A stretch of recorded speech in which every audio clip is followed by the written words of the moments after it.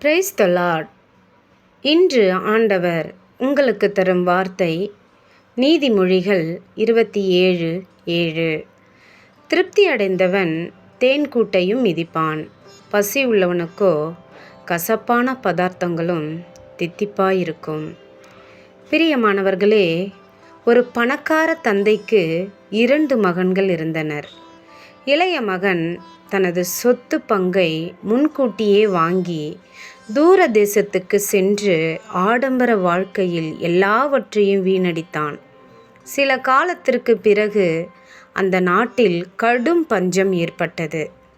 அவன் மிகவும் பசியால் வாடினான். பன்றிகளுக்கு உணவாக கொடுக்கப்பட்ட உணவையே சாப்பிட ஆசைப்பட்டான். ஆனால் யாரும் அவனுக்கு எதையும் கொடுக்கவில்லை. அப்போது அவன் தன் தந்தையின் வீட்டில் வேலைக்காரர்களுக்கு கூட போதுமான உணவு இருப்பதை நினைத்து மனம் திரும்பினான். நான் என் தந்தையிடமே திரும்பி செல்வேன் என்று முடிவு செய்தான்.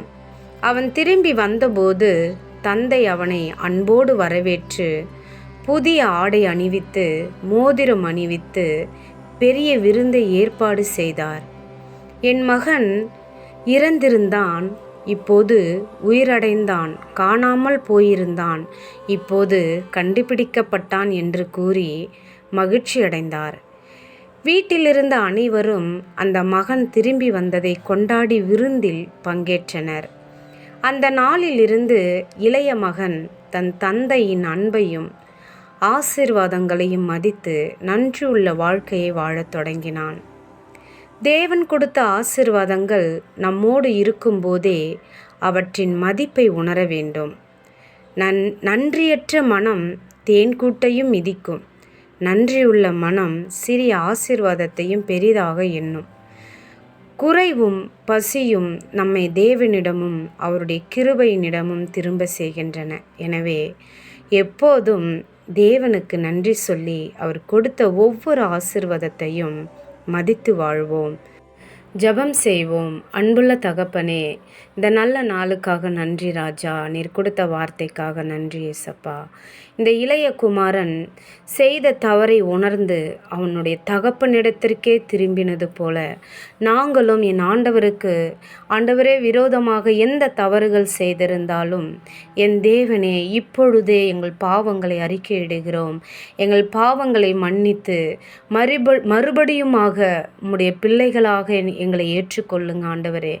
நீர் ஆண்டவரே சோத்திரம் ஆண்டவரே, எங்களை ஏற்றுக்கொண்டு நல்ல ஒரு பரிசுத்த வாழ்க்கையை கொடுங்க ஆண்டவரே. ஆமாம் ஆண்டவரே, எங்கள் வாழ்க்கையை ஆண்டவரே ஸ்தோத்திரம்.